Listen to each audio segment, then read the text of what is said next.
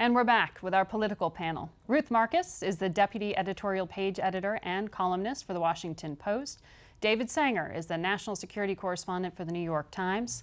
My namesake, Margaret Talev over here, is the senior White House correspondent for Bloomberg. And Nancy Youssef covers national security for the Wall Street Journal. Overnight, David, we had some big news. North Korea carrying out a major nuclear test, as President Trump has tweeted. Was that a confirmation that it was what North Korea says it was? It sure sounded like a confirmation that it was at least a big test. We don't know for sure that it was a hydrogen bomb. The North Koreans claimed about a year and a half ago that they had exploded a hydrogen bomb. We don't think they had then. But it certainly looks to be 4 to 6 times bigger than anything they've done before, which is to say 4 to 6 times bigger than the bombs that took out Nagasaki and Hiroshima. So this was a big explosion, and if they don't have a hydrogen weapon yet, they will soon. I think Mike Morrell had it about right when he described the paucity of options here, but I also think that the Trump team tested for the first time with this. They may not fully agree that there are no military options. You hear members of the team talk about military options that they think they have. They agree they'd be horrible. They agree there'd be a lot of blowback to it. But I'm not sure they're persuaded at this point that military is off the table. Margaret, what are you hearing is happening at the White House today? The president tweeted. What's next? That's right. And the president's 2 tweets on this subject were interesting because the first one was pretty measured. You could call it a General Kelly H.R. McMaster tweet. And the second one moved pretty quickly into how South Korea is weak and so is China. But the president's at church this morning, and then he will convene a meeting with his national security leaders. And I think at that point, they'll resume these conversations that have been ongoing. I mean, the idea that there could be a test like this has been known and predicted all summer, but to come so soon after the fire and fury comments suggests it's either a test of what President Trump will do next, a test of how China will react, maybe both. So they'll go right back today and huddle at the White House and discuss these options. Yeah. Well, Nancy, we know that the Secretary of State's been making calls. He talked to his counterpart in South Korea. But when we talk about disconnect within the administration, you saw that earlier this week. You know, at the Pentagon, the Secretary of Defense, Jim Mattis, came and seemed to be reversing a statement that the president had made when the president tweeted, "Talking is not the answer." Then Mattis said, "We're never out of diplomatic options." That's right. Who's right, and which is the strategy? Well, so far, Secretary Mattis has been right in that after those comments were made, the White House put out a statement about a readout of a call between President Trump and the President of South Korea, President Moon, in which they talked about diplomacy as an option. The reality is that Mattis has an interest in pushing diplomacy. From his perspective, he's trying to protect relationships with allies, reassure them that the U.S. is there to support them, reassure the West itself that there are other options than what he sees as catastrophic military options. Yes, they're there, but the consequences are so big, and nobody understands that more than the Secretary of Defense from the position where he sits and the military options that he's looking at a regular basis. And yet the president tweeted this morning, as you referenced there, Margaret, South Korea, I've been telling them appeasement is not an option. Yeah, it's very confusing because at some point a priority has to be chosen. Is it the trade relationship with South Korea? We saw this week some discussion about tearing up that 5-year deal, or dealing with the North Korean threat.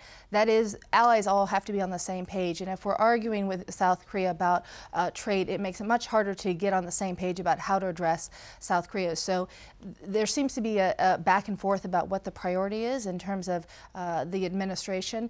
And we saw that in the tweets in which he referred to appeasement with South Korea, which, by the way, became a breaking news alert within the South Korean press. And that's a few things that are alarming here. One is that at the very moment that we should be making sure that we're on the same page with our allies, we seem to be unnecessarily and surprisingly provoking them, both on the talking about tearing up the trade deal and on the appeasement front.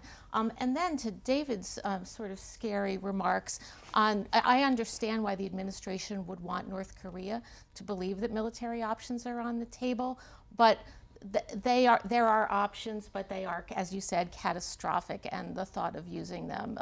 So if talking is not the answer, it might not be the answer alone, maybe talking with sanctions, maybe the containment, but military options are a disaster. Well, we had the Treasury Secretary out this morning already saying, well, we're readying another round of sanctions. What are the options, David, that you referred to? Well, there are sanctions you could go do, but we've been trying sanctions since 1953 in various forms, since soon after the Korean War ended. So if you wanted to do sanctions that would make a difference, you'd have to go after their energy supplies. And going after their energy supplies is very hard to do. And that's a China question. That's a China and a Russia question, but primarily China.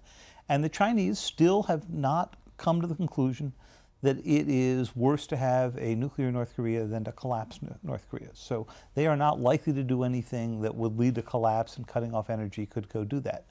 There are cyber options. In other words, a way of trying to attack the North Koreans without it being clearly us and without causing the kind of chaos that you would from bombing from the air or doing something similar to that. The problem is we don't think they're terribly effective. We reported that there was a cyber operation against their missile program that President Obama authorized starting in 2014. Unfortunately, if it was working for a while, it's not working anymore terribly effectively. And finally, there are options that would basically cut off all interaction with the country, intercept shipping, do the kind of embargo that the United States did against Japan prior to Pearl Harbor, tried against Cuba at various moments. But that risks conflict at sea. Ruth, Congress is coming back in session. I hear that. We're gearing up for that. Senator McCain will be returning to Washington, but before that he went to Italy, and he made some pretty extraordinary remarks at a forum, and I want to read these to you and share them with our viewers. And he pointed to sort of America's role in the world, saying many are questioning whether America is still remaining engaged in the world, upholding traditional alliances and standing up for the values we share. And this has much to do with some of the actions and statements of our president. And he gestured to the debate underway in the country right now about what kind of role America should play in the world. The future of the world will turn to a large extent on how this debate in America is resolved. What is he bringing back to Washington for President Trump? Well, you know, Senator McCain has never been exactly shy about stating his views, but now he's sadly and gravely This ill. is not politics ending at the water edge. I have to point out that he wrote a very full-throated op-ed for the Washington Post this week, where he talked about how Congress needed to stand up to President Trump, about how he acts as if Congress is not a co-equal branch of government. So he is back and loaded for bear, and I think deeply worried, as are many members of Congress and many of his colleagues, about a retrenchment in the world of the United States and a need to sort of send signals to our allies that while they may have qualms about this president, he will not be president forever, and that the U.S. is not going to abandon its role in the world. Margaret, that's an extraordinary message to be sharing with our allies, but Senator McCain clearly thought it was a necessary one. Yeah, I mean, I think John McCain is in full legacy / leave nothing on the table mode right now. And he's saying the things that the House Speaker and the Senate Majority Leader either don't feel that they should say or feel that they can't say strategically for reasons that have to do with party unity or midterm elections. But I also think that if you asked McCain, he would say that Trump started it in terms of not leaving politics at the water's edge, and that the president crossed the line in a way that previous presidents haven't. Where does this all go? Politically speaking, in terms of geopolitics, look at Angela Merkel, look at the French leader, look at the rest of the world leaders. Our Western allies increasingly open to publicly expressing some of their concerns about U.S. leadership. So I'm not sure, broad strokes, what impact it has on the world. I think domestically it has an impact, and McCain's effort seems to be to embolden Republicans in Congress to speak out more forcefully, even if it involves contradicting the administration.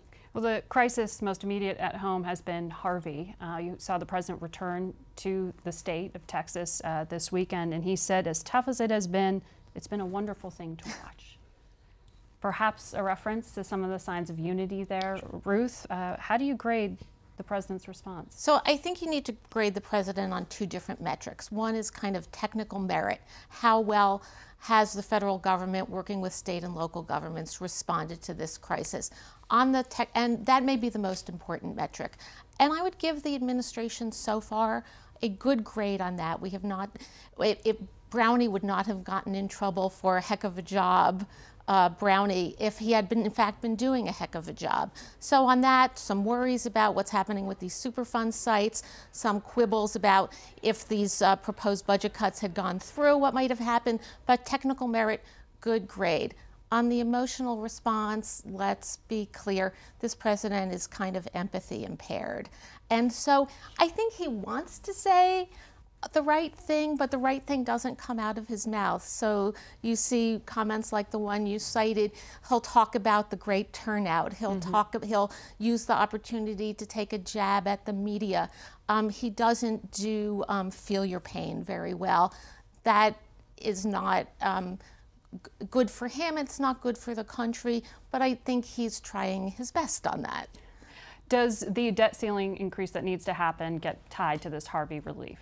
I think in a strange way, all of the problems that are coalescing in September for Congress in a very short time frame, the debt ceiling, the government funding, have been made, ironically, perhaps a little bit easier by Harvey. So some of the usual, because we're going to need billions of dollars, the administration has asked for the first tranche of that money.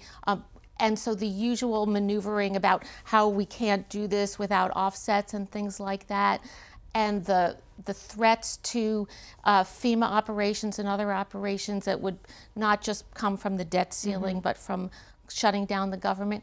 I'm hopeful that Harvey, for all the suffering it's caused, I don't want to be empathy impaired myself, is going to make what needs to happen in Washington a little bit easier. And we know the president's going to announce his decision on this deferred action that's going to impact the children of immigrants who brought their kids here illegally. That's going to be on the 5th. Does that undo the goodwill that we've been talking about? It depends both on what plan he's going to unveil and how he unveils it. And do we have indications so far? We do, but sort of.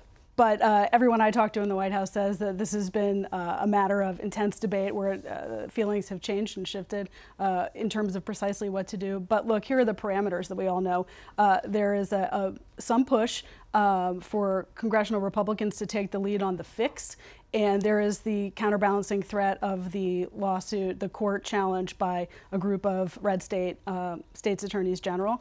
And the president trying to find that sweet spot in the middle where he fulfills a campaign promise to crack down on illegal immigration, but shows empathy for dreamers. So what does that look like? Does the president say the administration is not going to enforce, not going to support, defend DACA in court challenges and really wants Congress to fix it and then kind of leave it to Congress to fix it? Some version of that is what people are expecting. But as we all know with this administration, until it happens, it's very hard to know precisely what. The thinking, though, with DACA, just like you see Harvey potentially tied to debt ceiling, there's a thought that if this ends up in Congress with real action, there may be potentially room for compromise where DACA and some sort of wall effort are paired together. And that's the thing to look for next week. Oh, it's a long laundry list, and we've got through about half of it right now. Thank you. We're going to be back in a moment with some thoughts from one of our favorite Texans here at Face the Nation, Bob Schieffer, who's going to give us his impressions of Hurricane Harvey.